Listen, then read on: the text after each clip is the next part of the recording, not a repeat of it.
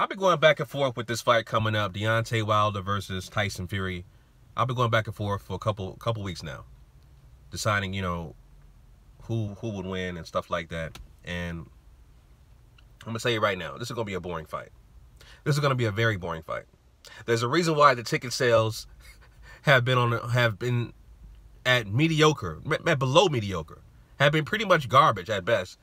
You can't sell out a 15 to 20,000 capacity arena in LA, the heart of LA, Hollywood, Beverly Hills, Calabasas. You can't sell that out.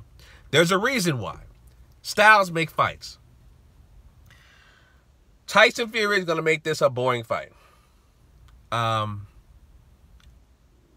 just don't see Wilder landing that right hand. I just don't see it. I can't see it. I can't see it. He's gonna reset throughout the whole fight.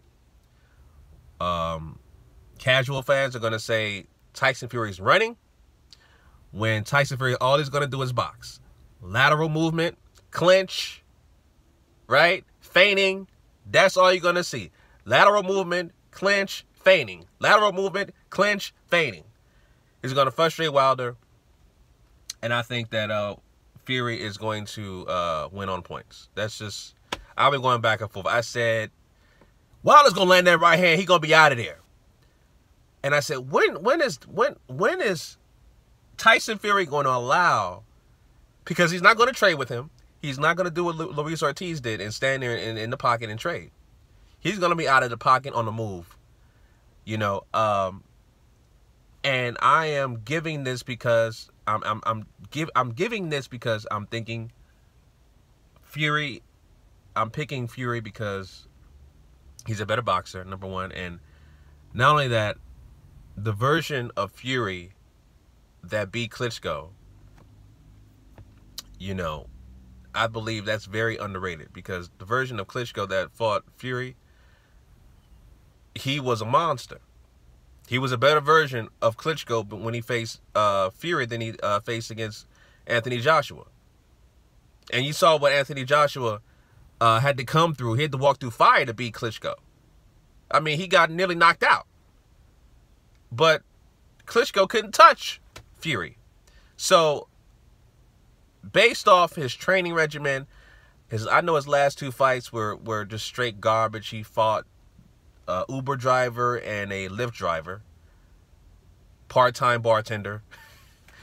Those tune-up fights didn't really show much. People talk about, oh, well, he's been off for 2.5 years. Well, he had two tune-up fights, okay? He had two tune-up fights. Fury only fought Luis Ortiz. I'm sorry. Wilder only fought Luis Ortiz. So really, you want to technically say who's the more active fighter? It's Fury, because he had, even though they were straight garbage tune-up fights, it was still a tune-up fight, and there were two, back-to-back, July and August. So, I just, like I said, I just can't see Wilder landing that right hand. I can't see it. He's going to keep resetting. The problem with Wilder is that, the way he fights in that wide stance, and the way he telegraphs his punches, and the way that Fury fights, and he is a guy that understands, he understands what you do before you do it. Body language, he knows how to read body language and stuff like that, so he can offset your rhythm and your timing just by feints.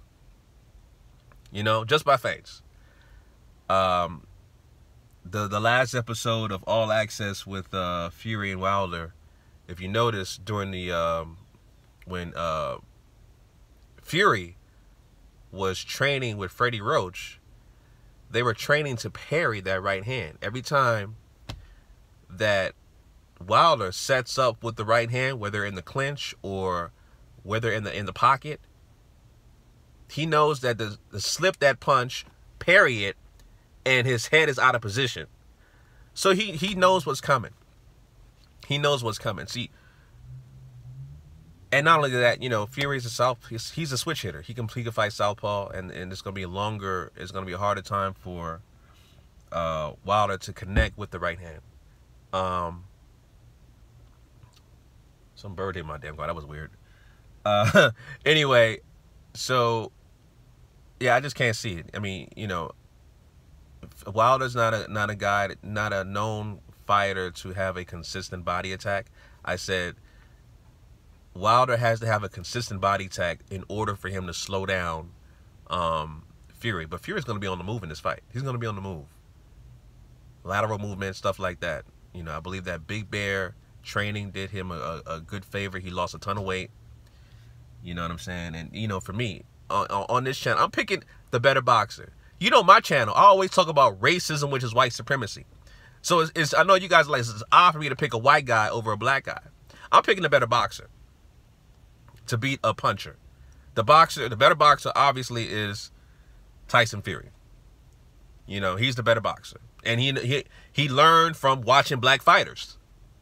And he knows boxing. He's very knowledgeable on the history of boxing.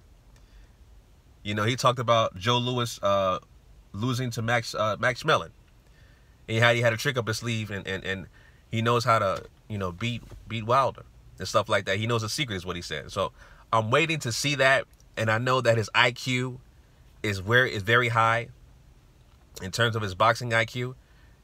Great boxing IQ. So again, you know, I'm picking Fury to win this fight on points come Saturday, and this is going to be a boring ass fight. People are going to be disappointed. This is going to be like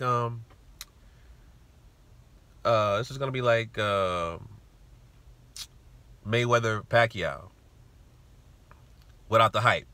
Mayweather Pacquiao had a lot of hype because it's so, you know, the pay-per-view numbers and all that stuff was through the roof, and ticket sales, live gate through the roof, but the fight was trash.